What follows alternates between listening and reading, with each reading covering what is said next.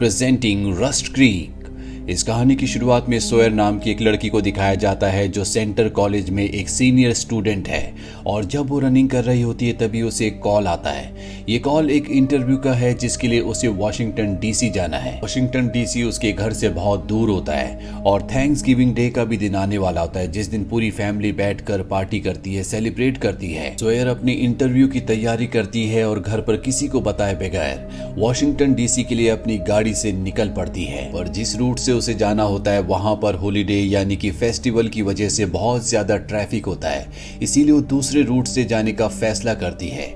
और उस रूट पर काफी आगे जाने के बाद वो देखती है कि वो रास्ता बंद है और अब वो तय करती है कि वो पेपर मैप के थ्रू ही आगे जाएगी, वो जीपीएस के थ्रू आगे नहीं जाएगी। अब वो तीसरा रास्ता चुनती है। उसके पास पेपर मैप है जिसके थ्रू वो वॉशिंगटन डीसी तक पहुंचना चाहती है। और जब वो गाड़ी से उतरकर उस मैप को देख रही होती है तभी उसके सामने एक और गाड़ी आकर रुकती है जिससे दो लड़के बाहर निकलते हैं जो कि भाई हैं। इनका नाम होता है हॉलिस्टर और बक। शुरू में वो सोयर से अच्छे से बात करते हैं लेकिन जल्दी वो बदतमीजी करना शुरू कर देते हैं। सोयर उनमें से एक को लात मारती है और जब दूसरा भाई उसे पीछे से पकड़ लेता है, सोयर जो हमेशा अपने पास चाकू रखती है वो उस चाकू से उसे जख्मी कर यहाँ से पैदल ही भाग जाती है। अब ये दोनों भाई किसी भी कीमत पर उसे पकड़ना चाहते हैं। सोयर अपनी जान बचाने के लिए बहुत तेजी से भागती है और इन दोनों भाइयों से बहुत दूर निकल जाती है। हालांकि वो इन दोनों भाई बच गई है लेकिन अब वो जंगल में खो चुकी है। उसे नहीं पता कि उसे कहां जाना है, साथ ही उसका पैर भी जख्मी होता है। पूरा दिन चलने के बाद वो एक नदी के किनारे पहुंच जाती है और रात हो जाती है। सोयर को रात यहीं पर गुजारनी पड़ती है। वहीं दूसरी तरफ एक औरत पुलिस स्टेशन कॉल करती है और बताती है कि कल से सड़क पर एक गाड़ी खड़ी है और उसके अंदर कोई भी नहीं है। पुलिस वाला जब वहां पर आता है तो देखता है कि वो गाड़ी सोयर की होती है। आसपास उसे कुछ भी नहीं मिलता लेकिन वहां पर किसी को घसीटने के निशान होते हैं। इसके बाद पुलिस वाला आसपास के घरों में जाता है जहां वो हॉलिस्टर और बक के घर भी पहुंच जाता है। उस वक्त हॉलिस्टर अपने घर पर होता है। वो हॉलिस्टर से पूछता है तुम्हें पता है कि गाड़ी किसकी है, पर हॉलिस्टर साफ साफ मना कर देता है। अब यहाँ पर उसका भाई बक भी आ जाता है जिसकी टी शर्ट पर खून का निशान लगा होता है। ये वही जगह है जहाँ पर सोयर ने उस पर हमला किया था। हालांकि पुलिस वाले को इन दोनों पर शक हो जाता है लेकिन इस वक्त उसके पास कोई भी सबूत नहीं है, इसीलिए वो इस जगह से निकल जाता है। वहीं जंगल में सोयर को दिखाया जाता है जो अभी भी नदी के किनारे होती है। उसके पैर में बहुत ज्यादा दर्द होता है, साथ ही उसने पिछले 24 घंटों से कुछ भी नहीं खाया, इसीलिए वो बहुत ज्यादा भूखी होती है। खून बहने से उसके शरीर में कमजोरी भी बहुत ज्यादा आ गई होती है। वो बड़ी मुश्किल से यहाँ से धीरे धीरे आगे बढ़ना शुरू करती है। तभी उसे ऊपर कुछ आवाज आती है और जब वो ऊपर देखती है तो वहां पर एक कार होती है जो नीचे की ओर गिर रही होती है और ये कार उसी की है जिसे वो दोनों भाई हॉलिस्टर और बक ऊपर से नीचे फेंक देते हैं, क्योंकि अगर वो गाड़ी उनके घर के आसपास रही तो पुलिस वाले वहां पर बार बार आएंगे और वो फंस सकते हैं। इसीलिए वो सोयर की गाड़ी को नीचे फेंक कर यहाँ से निकल जाते हैं। अब सोयर अपनी गाड़ी के पास आती है और गाड़ी के अंदर से अपना सेल फोन निकाल लेती है लेकिन उसका सेल फोन क्रैक हो गया होता है, साथ ही बैटरी भी खत्म होने वाली होती है। और यहाँ इस जंगल में किसी भी तरह का कोई भी कवरेज नहीं होता जिससे वो किसी को भी कॉल नहीं कर पाती। और जब उसकी आंखें खुलती है तो वो एक घर पर होती है। उसके सामने एक लड़का होता है जिसका नाम होता है लोवेल। लोवेल ने उसके पैर में पट्टी भी बांध दी होती है लेकिन उसे लगता है कि ये इंसान उसे नुकसान पहुंचा सकता है, इसीलिए चिल्लाना शुरू कर देती है। लोवेल उसे ऐसा करने से मना कर देता है पर सोयर वहां से उठकर जाने लगती है लेकिन एक बार फिर से कमजोरी की वजह से वो बेहोश हो जाती है। और जब उसे होश आता है तो लोवेल ने उसके हाथ पैर बांध दिए होते हैं। लोवेल उसे खाने के लिए ब्रेड देता है और उससे पूछता है कि तुम यहाँ पर क्या कर रही हो। वो उसे अपने बारे में सब कुछ सच सच बता देती है। वहीं जंगल में उन दोनों भाइयों को दिखाया जाता है जो अब भी सोयर को ढूंढ रहे हैं। उन्हें सोयर के कपड़े का एक टुकड़ा मिलता है जिससे उन्हें यकीन हो जाता है कि सोयर अब भी उनके आसपास ही है। वहीं सोयर और लोवेल को दिखाया जाता है जब वो बात कर रहे होते हैं तभी घर के बाहर गाड़ी की आवाज आती है। सोयर जोर जोर से मदद की आवाज लगाना शुरू कर देती है लेकिन लोवेल उसका मुंह बंद कर देता और कहता है कि मुझे बाहर जाकर देखने दो। और जब वो बाहर आता है तो वहां पर वही दो भाई होते हैं यानी कि हॉलिस्टर और बक। दरअसल लोवेल इनका कजन है। ये लोवेल से उस लड़की के बारे में यानी कि सोयर के बारे में पूछते हैं पर लोवेल इन्हें साफ साफ मना कर देता और कहता है कि मैं ऐसी किसी लड़की को नहीं जानता। पर इन दोनों भाइयों को उस पर शक हो जाता है और वो दोनों के दोनों घर के अंदर आ जाते हैं। अब तक सोयर घर से बाहर निकलकर पास ही में एक ट्रक खराब होता है, उसके अंदर छुप चुकी होती है। और जब वो दोनों भाई चले जाते हैं तो लोयल उसके पास आता और कहता है कि तुम्हें घर से बाहर नहीं निकलना चाहिए था, तुम घर के अंदर आओ। दरअसल लोयल सोयर को अपने कजन ब्रदर से बचाना चाहता है क्योंकि वो जानता है कि वो बहुत ही खतरनाक है। वहीं पुलिस स्टेशन में दिखाया जाता है जहां पर उस पुलिस ऑफिसर को जिसने हॉलिस्टर और बक के घर के बाहर सोयर की गाड़ी को देखा था, उसका सीनियर ऑफिसर कहता है कि उस केस का क्या हुआ, उस गाड़ी के बारे में आपको पता चला कि नहीं।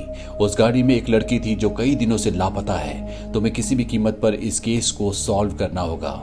और अब वो पुलिस ऑफिसर एक बार फिर से हॉलिस्टर और बक के पास जाता है और उनसे कहता है कि तुमने उस लड़की को जंगल में भगाकर अच्छा नहीं किया, ये केस अब बहुत ऊपर तक जा चुका है। दरअसल ये पुलिस ऑफिसर भी इन दोनों भाइयों के साथ मिला हुआ होता है। वहीं लोवेल के घर पर सोयर लोवेल से कहती है कि मुझे यहाँ से जाने दो, मुझे वॉशिंगटन डीसी जाना है जो यहाँ से बहुत ज्यादा दूर नहीं है। पर लोवेल से कहता है कि मेरे पास कोई भी गाड़ी नहीं है, पर इस वीकेंड को हॉलिस्टर और बक बाहर जाने वाले हैं, उनकी गाड़ी मेरे पास होगी, तब मैं तुम्हें कहीं भी छोड़ सकता हूँ, बस तुम्हें 1-2 दिन का इंतजार करना होगा।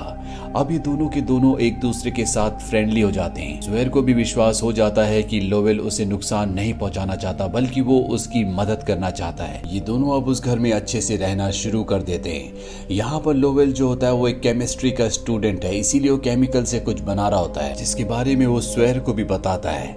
अब दिखाया जाता है कि एक बार फिर से वो दोनों भाई लोवेल के घर पर आ गए हैं। दरअसल वो कुछ बॉक्सेस लेकर आए होते हैं, लेकिन यहाँ पर घर के अंदर वो जानबूझकर धुआं कर देता है, जिसका फायदा उठाकर सोयर यहाँ से नदी के किनारे चली जाती है और इन दोनों भाइयों को पता ही नहीं चलता कि सोयर उन्हीं के कजन के घर यानी कि लोवेल के घर पर है। वहीं दूसरी तरफ हमें पुलिस स्टेशन में दिखाया जाता है जहाँ पर एक पुलिस ऑफिसर को उस दूसरे करप्ट पुलिस ऑफिसर के बारे में पता चल जाता है कि वो हॉलिस्टर के साथ और बक के साथ मिला हुआ है। वो उस पुलिस ऑफिसर को गन पॉइंट पर ले लेता है, लेकिन इससे पहले कि वो उसे अरेस्ट करके दूसरों को बताता, वो करप्ट पुलिस ऑफिसर उसे गोली मार देता है जिससे उसकी मृत्यु हो जाती है।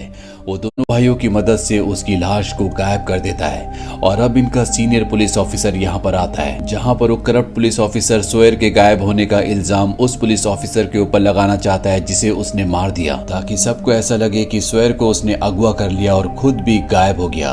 लेकिन उसका सीनियर पुलिस ऑफिसर बताता है कि ये केस मैं अब तुम्हारे हाथ से लेकर स्टेट पुलिस को दे चुका हूँ। इस बात से वो परेशान हो जाता और वो उन दोनों भाइयों के पास जाता है। दरअसल उनके साथ वो ड्रग्स का भी काम करता है, जो ड्रग्स हॉलिस्टर और बक लोवेल से बनवाते हैं। इसीलिए आखिरी बार जब वो उसके घर पर गए थे तो बड़े बड़े बॉक्स लेकर गए थे जिसमें ड्रग्स बनाने का सामान था। वहीं सोयर और लोवेल जब घर के बाहर बैठे होते हैं तो पुलिस वाले की गाड़ी वहां से गुजरती है। उसे शक हो जाता है कि लोवेल के घर में सोयर है। वो अपनी गाड़ी को वहां पर रोकता है और लोवेल से कहता है कि मैं तुम्हारे घर की तलाशी लेना चाहता हूँ, पर लोवेल उसे साफ साफ मना कर देता है और उसके पास तलाशी लेने का वारंट भी नहीं होता, इसीलिए वो तलाशी नहीं ले पाता। पर वो उन दोनों भाइयों को ये बात बता देता है और अब वो दोनों भाई लोवेल के घर पर आ जाते हैं जहां पर वो सोयर को देख लेते हैं। उसे देखने के बाद ये दोनों भाई इन दोनों को गन पॉइंट पर ले लेते हैं। लोवेल कहता है कि इसे मैंने बंदी बना रखा है, ये मेरे सारे काम करती है। और इसके बाद वो सोयर को ऑर्डर देता है, जाओ कॉफी बनाओ।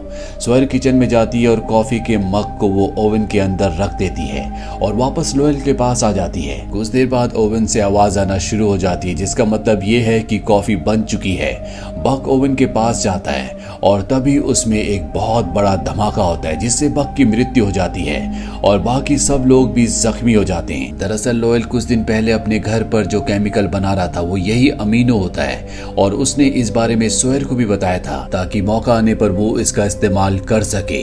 अब घर के अंदर बहुत बड़ा ब्लास्ट हो चुका है, लेकिन सोयर और लोवेल घर से बाहर आ जाते हैं। हालांकि लोवेल जख्मी हो जाता है लेकिन सोयर अब भी पूरी तरह से ठीक होती है और तभी वहां पर वो दूसरा भाई जिसका नाम हॉलिस्टर है, जो बुरी तरह से जल चुका है, वो भी बाहर आ जाता है। लोवेल सोयर को भागने के लिए कहता है। हॉलिस्टर उसे पीछे से गोली मारने वाला होता है कि लोवेल उसे पकड़ लेता है और उसकी गन छीनकर उसी पर तान देता है। पर इससे पहले कि वो उसे मारता, वहां पर वो करप्ट पुलिस ऑफिसर आ जाता है जो इन दोनों को मार देता है। वो हॉलिस्टर को इसलिए मारता है ताकि उसके खिलाफ कोई भी सबूत ना बचे। वहीं हमें सोयर को दिखाया जाता है जो जंगल में भाग रही होती है। वो भागते भागते सड़क तक पहुंच जाती है और तभी उसे पुलिस की गाड़ी दिखती है जिसे देखकर वो बहुत खुश हो जाती है। वो पुलिस की गाड़ी में बैठ जाती है और इस गाड़ी में वही करप्ट पुलिस ऑफिसर होता है। हालांकि वो यहाँ से भागने की कोशिश करती है, लेकिन ये पुलिस ऑफिसर उसे पकड़कर नदी के किनारे ले जाता है। वो उसे नदी में डुबाकर मारने की कोशिश करता है। तभी सोयर का फॉर्क जो उसे लोवेल ने दिया था और कहा था कि इसे हमेशा अपने पास रखना, वो पानी में गिर जाता है। वो किसी तरह से उस फॉर्क को उठाती है और उससे उस पुलिस ऑफिसर पर हमला करके उसे जख्मी करके वहां से भाग जाती है।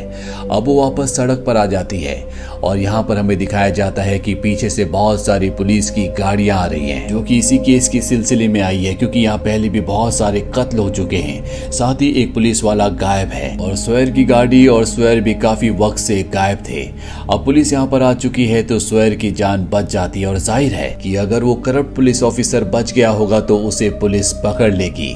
इसी के साथ ये फिल्म, ये कहानी यहीं पर खत्म हो जाती है।